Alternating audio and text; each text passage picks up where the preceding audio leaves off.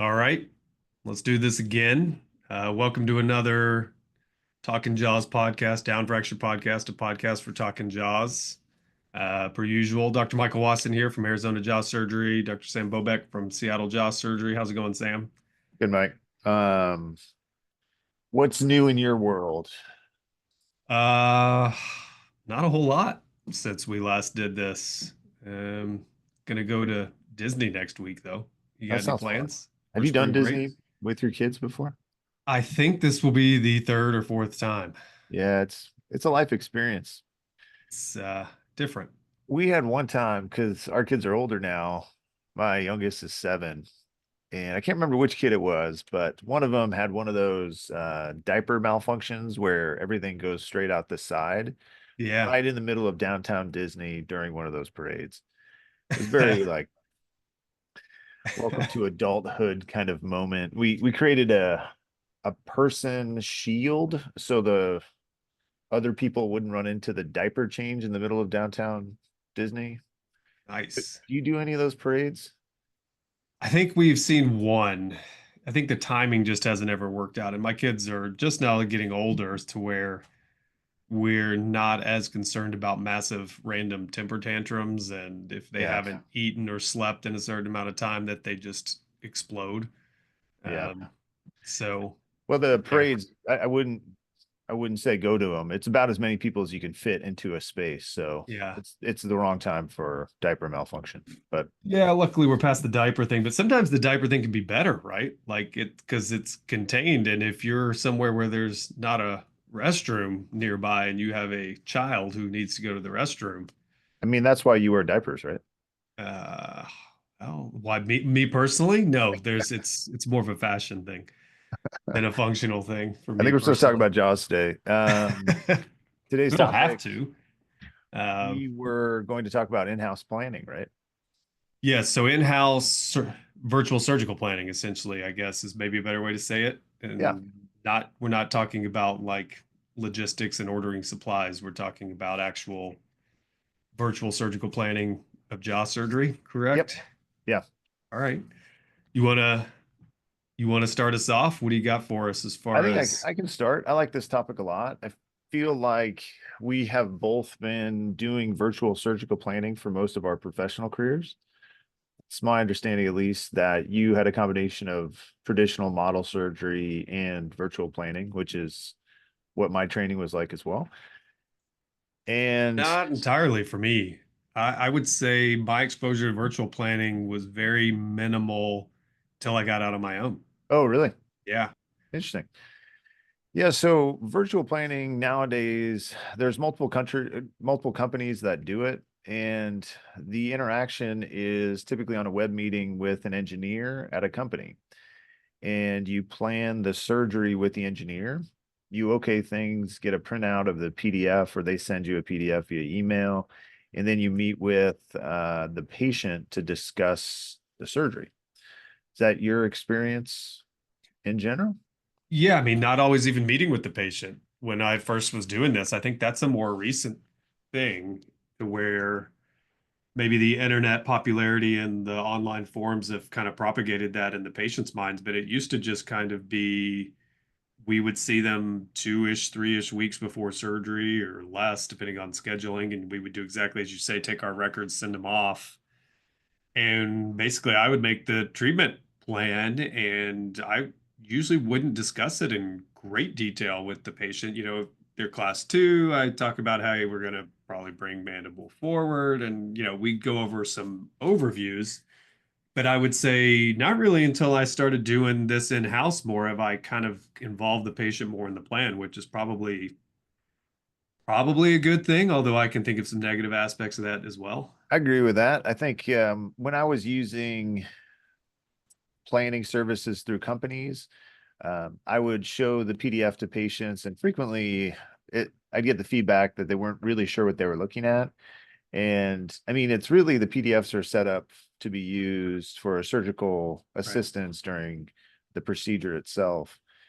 So I I don't think it was just that. It was also the the process that seemed to be better to bring it in-house. For me at least, the 3D planning, there's a particular company that was the main company when they partnered with one plating company.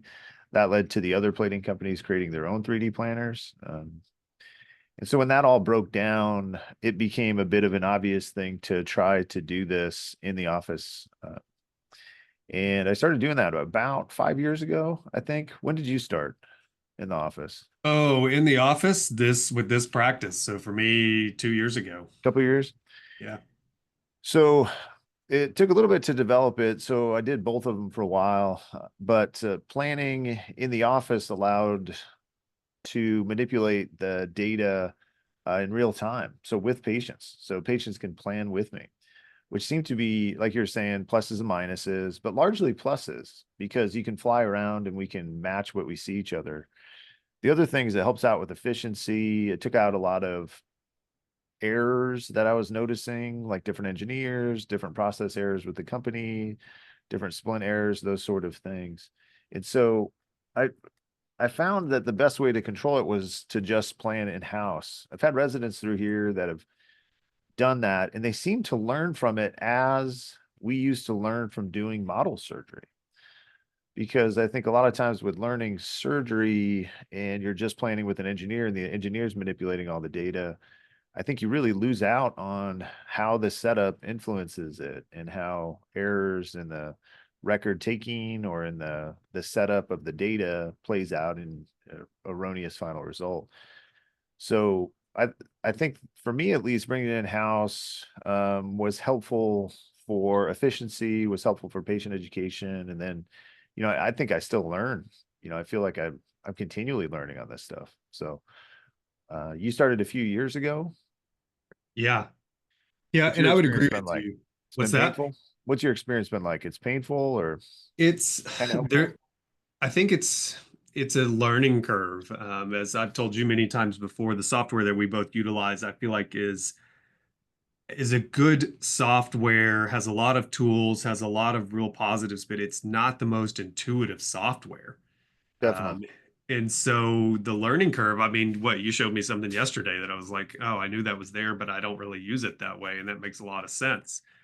And I felt like the training that I received, to be candid, wasn't, and we're not talking about companies specifically here or any people, but the training I got wasn't great because the company's not probably sending and selling this software to surgeons in great volume to where they like the person that was training me had minimal to no experience in utilizing the surgical aspects of the software. And so it was kind of like us blind leading the blind for a while. And then, you play with things, you figure it out, you learn from your mistakes. But when you kind of really get it down, I find that it's very valuable too. And I think you learn stuff in each case that you don't always, or at least I didn't pick up on when you have those web meetings with the engineer, because as you said, they've sometimes done a lot of the work. And also there's sometimes just a lot going on, like you have this Yeah. 10-15 minute meeting and it's like, okay, we're looking at the bite. Okay, that looks good. All right, I want this forward, this forward. And you're not necessarily looking at, oh, well, how do my segments interfere there? And if they do interfere that way, do I want to change the plan?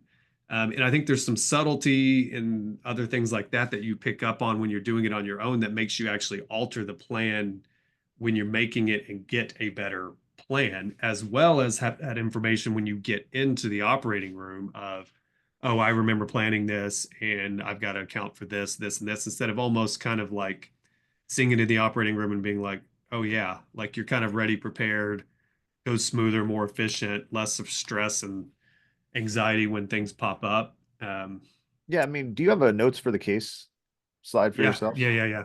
Hmm. I don't know if everyone listening to this does that, but a few notes to yourself in the OR are nice. So a few things like anatomy or unusual interdental cuts or things you see like the condyle isn't quite seated in the workup, those sort of things, bone grafting, double fixation, whatever kind of advice you want to give yourself that you're thinking about in the workup, writing those things down and getting them ready for while you're in the OR and you're thinking about other stuff is a pretty useful little tip actually. Yeah, I agree. Hold on.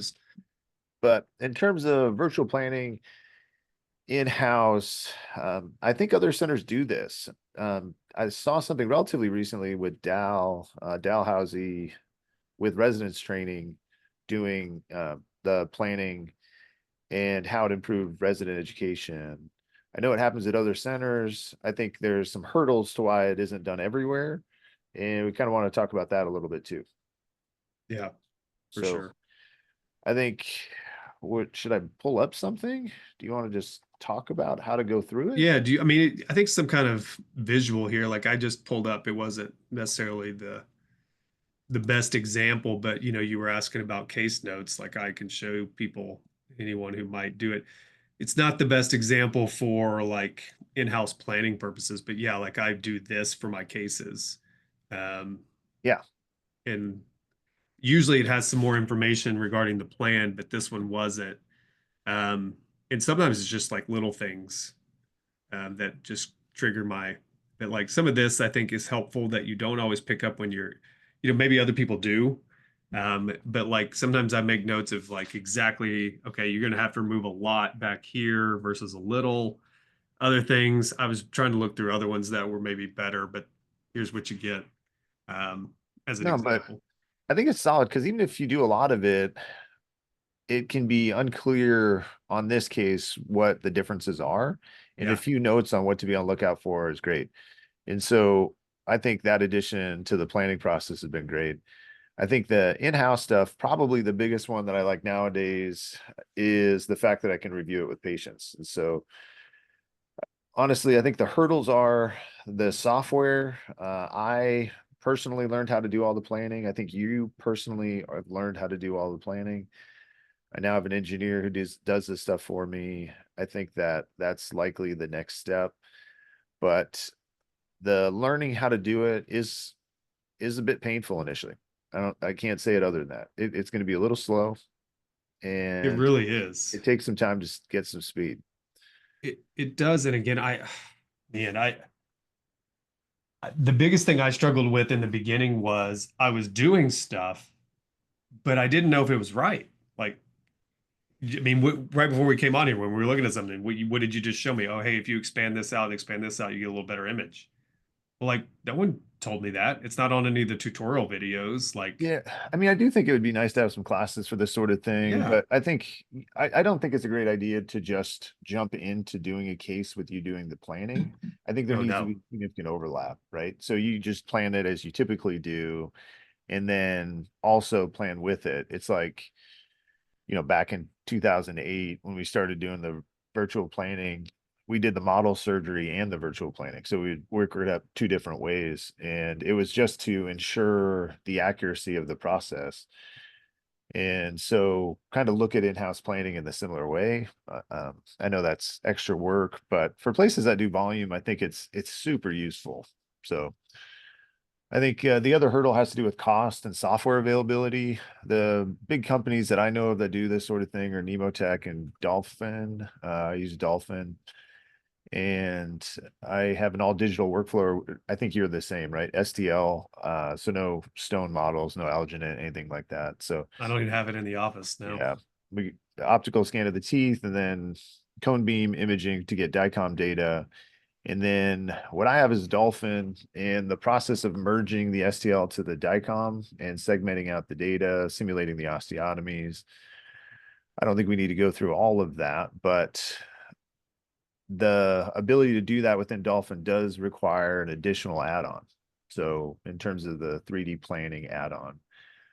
It does. But the benefits, as I'm sure we're going to touch on this, is when you have that web meeting, like you got to get everything done. Like you got to get it all done then and there. Like that's your meeting. You can always make another one, but you don't want to. Whereas like part of my routine now, because I do it so much, is just like I go ahead and every CT we get, the first step is like building out the x-rays in a certain way. Like I just automatically do that or have the assistant do it.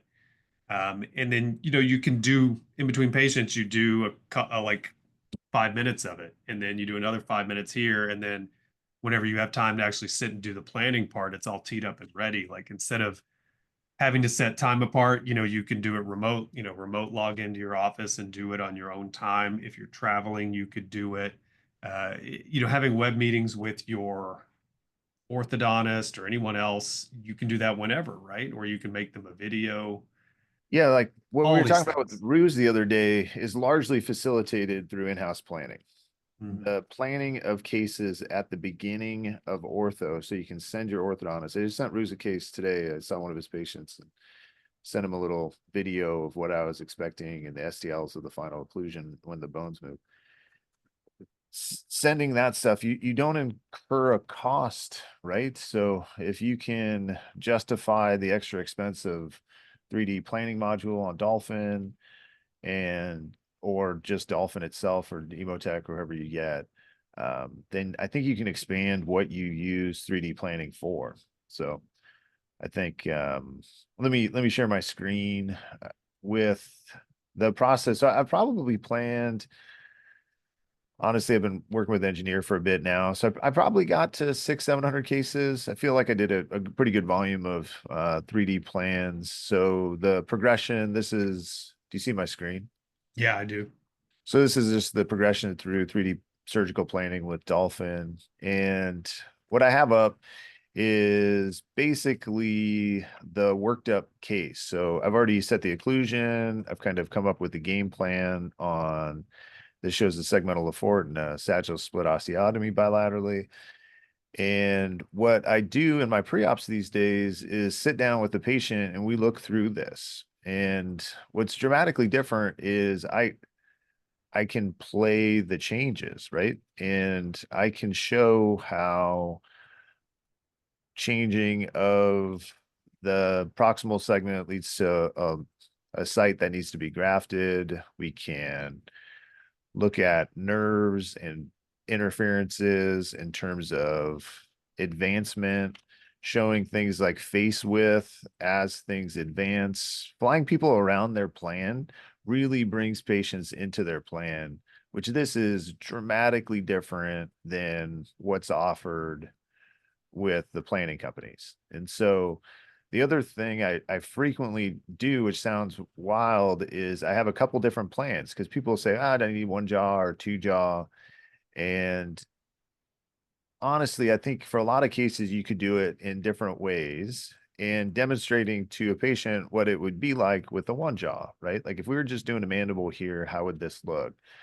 What does a genioplasty look like here? What if we did a segmental mandible, right? And that way it isn't a big deal to skip back and forth. You could say, well, we have these compromises in these situations, and so I think a two jaws useful. And I think it makes patient education so much better because they see things the same way that I'm seeing them. And I mean, honestly, we see it through little incisions and there's red stuff. Not much in my cases, your stuff, a lot of red stuff. But it's like, but at least in my mind, how I'm seeing these cases is very much like this.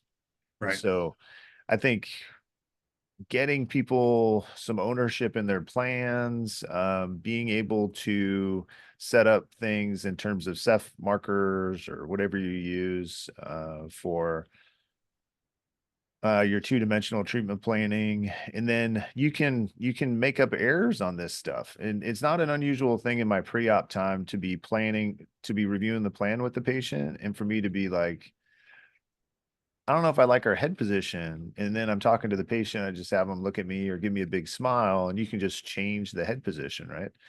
Like having this flexibility to manage this while the patient's in front of you, it really is a big power of doing this in your office. What Yeah. I haven't gotten do to you that think? step yet. You haven't I been don't reviewing them with people? know. I mean, the reason that's kind of on my to-do list or to consider list. The main barrier to doing that for me is the inconvenience of another visit. Um, and you might say, well, most patients would probably accept that to go through the plan, and maybe they would. I just need to make that leap and see or offer it. But I guess our normal workflow would be they would come in, 1 to 3, since we do it in house most of the time, we can turn it around quicker when we need to. But, let's say you come in 2 weeks pre-op Yep. and we take all our records then and we go through everything, we go through post-op instructions, the whole thing. But why not just have them come in and get records before your appointment? Well, that's what I mean is, well, then they have to come in. a time to get records, and then they have to come in again. And so it's that inconvenience is why I haven't shifted to that model yet. But again, maybe I should just start offering it like, hey, why don't you, if you want, you can come in and do the records, and then we'll meet again and I'll go through your plan in detail in real time, like you're saying. Or what I do now typically is I just send them a video, like I make a Yeah, video because of the that's the other plan way. I and I mean, send it to them. yeah, send them a video, send them Zoom visit. You can touch base when it comes to these. And honestly, it's not like the conversation is complete after I go through the plans because it does stress some people out, you know. Yeah. And if I'm sensing the stress out, then I have an opinion on the overall plan, by the way. And I don't mind swooping in and coming in like, hey, this is what I think we should do. And honestly, there are people that like that. They say, well, I mean, I appreciate, but what do you think is right? And then, I can take it from there. But some people really want to know. And it's definitely a useful thing for me to point out things like segmental Laforts and why there's no bleeds and that part. So from the patient education side, that's great. Um, Would the how, you say that knowing is half the battle? is that He-Man? I No, think it's is that G.I. Joe, right? Or G.I. wait, Joe? God, Uh, or am I I kind of screwing miss this all Saturday up? morning cartoons. All right, G.I. I'm gonna Joe. Joe. Yeah, I yeah, think I think knowing is half the battle. I could also believe that's like reading Rainbow or something like that. I'm not sure. Are you looking it up right now? I'm trying to. It's G.I. Joe. G.I. Joe, you're right. All right. Yeah. Well, yeah, Um, so I think patient education is a big one. How much time is it taking you? to do the plan. An hour? I would honestly say if you, it depends on what you mean. So if if it's putting in the plan, doing everything and planning it, I've gotten that, I could probably do that in 30 to 40. Yeah. It's, if I, then when you talk about designing the splints, usually don't have to make too many changes. That's pretty quick. And then exporting them to a shared folder so the assistant can use them, making videos. Typically, I'll make a video for the patient, and when you start doing that, then yeah, you're probably an hour, I would think. Yeah. So extra hours, fair bit of time, obviously. So I think that's a consideration. But I think learning about the process is super useful when it comes to why you would do different osteotomies.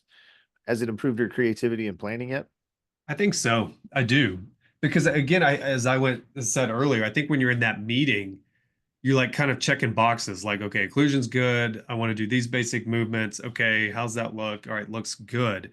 But it's so tedious when you want to change big things in those meetings. Like if you were to say, well, hey, I want to see what an L looks like, or I want to see what this would be like, or you know, they can do it, and they're most of the engineers are pretty swift and can do that, but it just kind of bogs down that meeting. And sometimes you feel like they're just sitting there waiting on you, and you're kind of getting impatient yourself, and And I mean, you may have three honestly, cases to get through. yeah, those meetings are much shorter than the hour of you working on it. I mean, 3D planning meetings got to the point where we were, or at least I was doing two or three in like 15 minutes. And it was most of the time that we were just talking about it. But that's after developing a relationship with a particular planner and me doing a higher volume. And, it's not like you do that initially and you can get right on it. But I think that the knowledge that you gain from getting through it is actually sneaky useful. And so on the residency or early career side, even fellowship side, I would encourage anyone who happens to be at that phase in life just to see if they can get their hands on the software. Yeah, I mean, I think if you're Do it. starting out, I think it's fairly easy, because you have time. You can implement all your systems around it. What I think is more challenging is if you have an existing scenario or you have partners and all of you do this, then trying to get everyone on board. Yep. I think that can be a challenge. Or, when you have existing systems in high volume and now you're trying to change all the systems while maintaining high volume, that can be difficult because, I mean, you can also, I think if you're willing to, you can have your assistants or other people do a lot of the prep work. Even if you don't have an engineer, they can build the x-rays, you could show them 15 minutes of it and then shorten your time. Um, things like that. I mean, I think there are ways to do it. And again, it's not so much how much time does it take, it's how much less time. So like if by the time you factor in someone exporting the DICOM and exporting the STL files, filling out a planning sheet, sending all that in, a lot of that's a staff or automated or systems at this point for most people. Okay, well now you got to email back and forth and schedule a meeting. Then you got to stop and go to the meeting, wait in the meeting, do the meeting. I mean, it's not, I would say, that much more time. If you just say, how long is my web meeting and how long does it take me to plan, it's going to be drastically different. Yep. Um, but I don't know. I think if you're getting better outcomes, better communication, better patient satisfaction and comfort, then it's worth it. I think the reality on the provider side also is we're kind of up against a wall when it comes to any future advances when it comes to 3D planning for orthognathics, largely because it isn't a large volume surgery. The things that they do for, let's say, cancer or reconstruction, those sort of things, orthognathic planning is really about as advanced as it can be. I think bringing it in house and using it in different applications, whether it's improving communication with your orthodontist or improving communication with the patient, are great additions to the overall thing. And the cost of planning as it is high. It's just high. And I understand if people have it bundled into their services at the hospital, but when you get to the point of having to pay for that and patients having to pay for it and whatnot, it's a big cost. And so getting some more utility out of that data is nice if you can. So I think that the flexibility with this really is a sneaky benefit. So Yeah, and the other part of it is, you can do both. Like I still do both. I'm sure you do to an extent, right? Work with the company. Like you're not yeah, doing every single case in house. You're probably doing most of them by now, but like, we were just looking at a case because I was just planning it before we jumped on. I mean, I guess I could share my screen if we want, but a TMJR case where I can plan it out, play with it, discuss it with you, discuss it with the patient, and then have at least some information to send in to Team J Concept Striker, whomever, and say, okay, hey, I planned it out, talk with the patient. Here's the moves I want to make. And I can at least have that knowledge and send it to them because I've looked at it in detail myself and reviewed it with the patient. So you can utilize it for other aspects. I was utilizing it yesterday, although it wasn't, it was the first time I did it. I was trying to plan out an inferior border ostectomy for great. hemimandibular hypertrophy, Yeah, hyperplasia. And so just that to be able to kind of show the patient, like, here's what I'm talking about. Here's what I'm going to cut. definitely Uh, like little things like genioplasties or narrowing genioplasties or yeah. condylectomies or various ways to do ramus osteotomies for asymmetry. I think trauma is a good one. I mean, once you have the tools, I mean, non-union is a good cheat. Non-union is great, actually. You can print out. Have you got to print out 3D models of jaws yet? I did it once just for like putting them around the office Oh purposes, yeah, and I haven't really done it since but then. I use I try not to use stock. Not that I anyway, I try not to use stock TMJ replacement often, but when I do, I think having the model there is useful because that way you know what sizes fit on the model, and then you can just use it in the patient.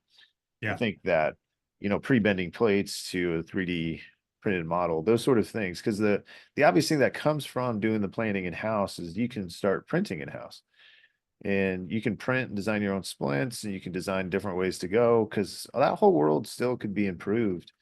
I feel like we should have settled on the best splint for things like palatal retention or lingual retention or, Invisalign cases, but it's still very much like, well, what's your preference type of thing, right? You plan with the company. It's like, hey, I'll just do what Dr. Farrell does. And, they don't really give you all that information. Or Dr. Wasson, whoever you want to choose. And so you get these preferences without kind of exploring what's best, right? And so you can kind of develop those things on your own if you'd like, which is Definitely. pretty cool actually. So I think when it gets to printing in house, it's the next step, but jumping into that whole thing is kind of a lot to take on.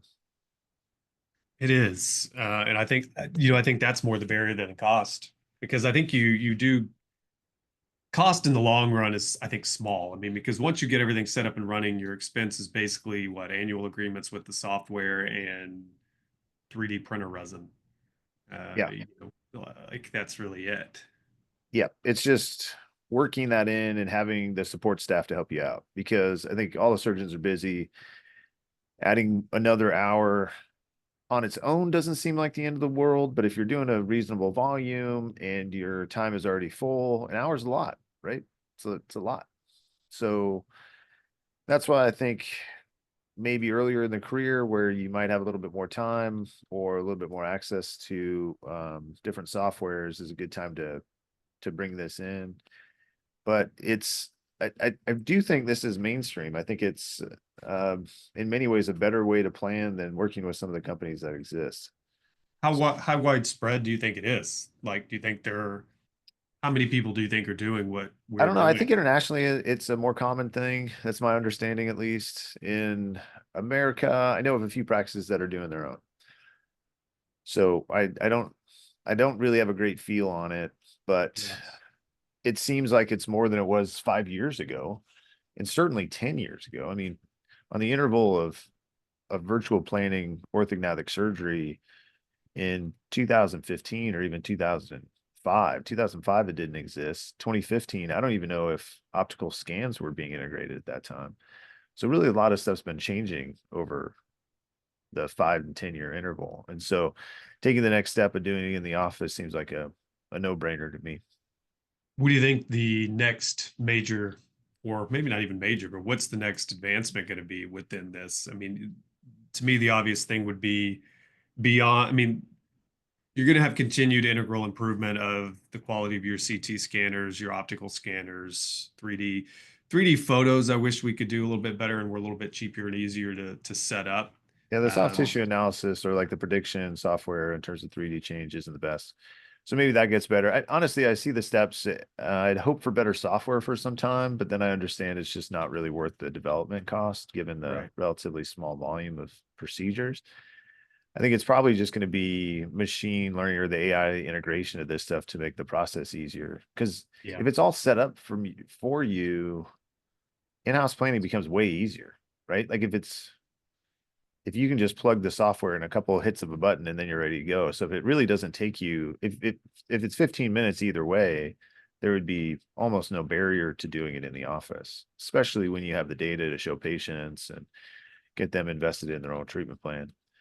So Yeah. I mean, some advancements in the 3D printing would maybe be nice. I mean, I don't know how feasible it is to be, probably not at all. I don't know enough about it to bring, some of the printing more in-house beyond just the splints and yeah, I think bumps. metal printing, and my understanding at least is that's either impossible or near impossible. It just has to Yeah. do with like particulate and the Right. and again, I'm no expert on that. I just know people who are much more expert than I am. And that was the feedback. There's just a bunch of regulations and the size of the printers. And I would accept that as an explanation. So Yeah. I mean, I don't know that I would want that either, but I mean, even if you had like plates or fixation, like in implant planning softwares for dental implants, you can import basically what those implants look like into the software, plan the diameter and angulation and how they look.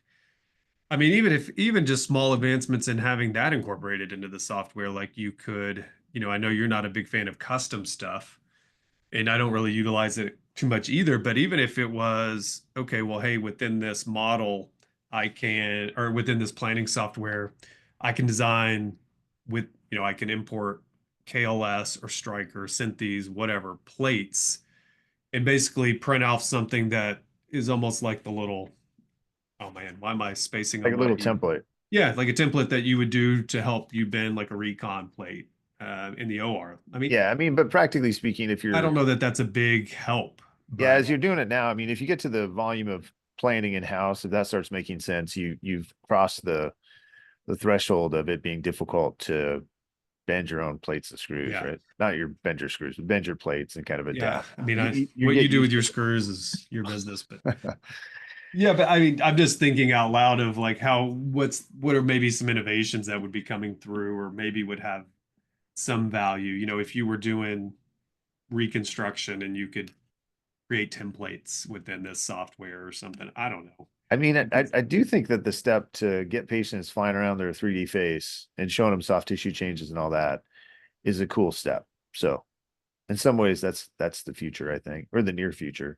And other places are doing it. I think it's just surprisingly useful. And I think on a patient, if I was a patient, I would really appreciate it. So I should start making them or offering them to have that second appointment is what you're I don't saying. know what was holding you back. I think the second appointment thing,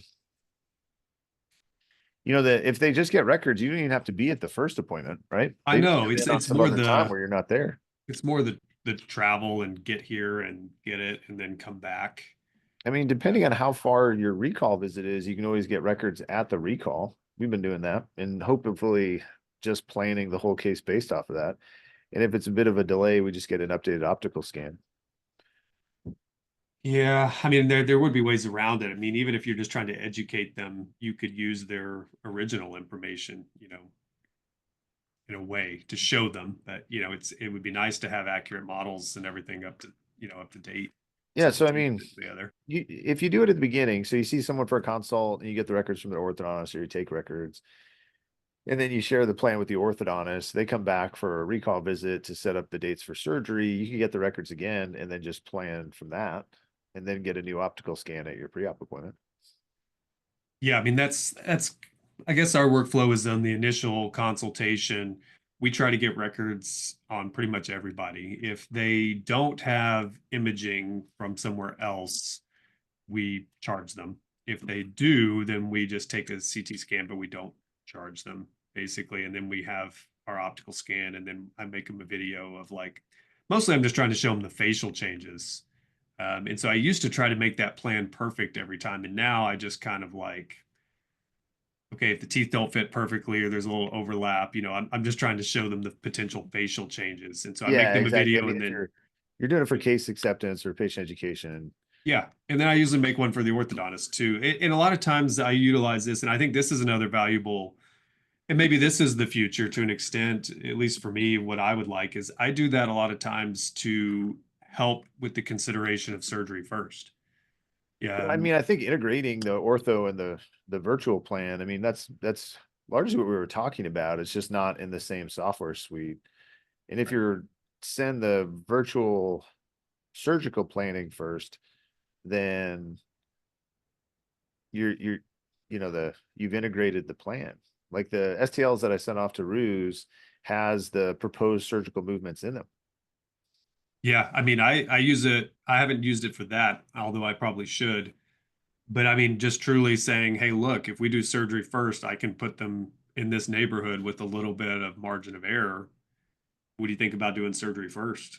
And I find that No, I that's mean been surgery first is good, but also just like the the setup with orthodontics, if you send them the bones, then the the the setup is to a virtual surgery first. So you still do surgery second. But no, yeah, I I know. mean also convincing the surgery. So I No, I think know these what you things, mean. Yeah, from what you and Ruse are doing. Yeah, yeah. I think both have value, but you know, to each their own. Because I feel like it would be nice to do more surgery first.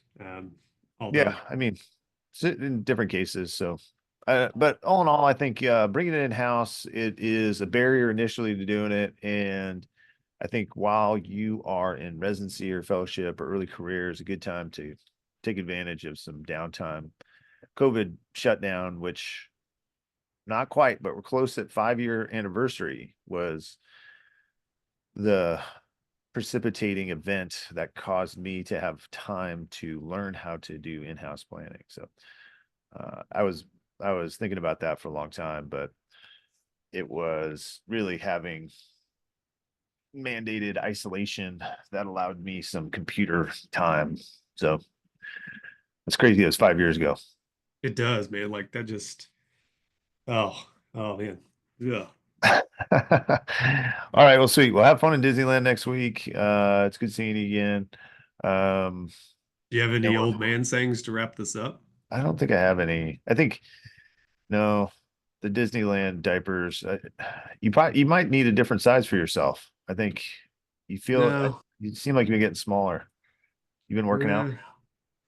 lost, trying to, Nice. trying to keep up with you and Wanda. Yeah. Where's Wanda and I Wanda? could go for a walk. Where's Wanda? Where is she? She's hanging out around here somewhere. Is she camera shy? Does she She's not want to get sleeping. in She on gave you a this? dirty look for waking her up, man. No, sorry. Sweet. Well, All right. all Well, I'll right. catch See you you next time. And next time. again, another Down Fracture Podcast, a podcast for talking jaws. Downfracturepodcast at gmail.com. Keep sending those emails. Eventually we'll read them. Uh, all right. Till next time. See ya. Yeah.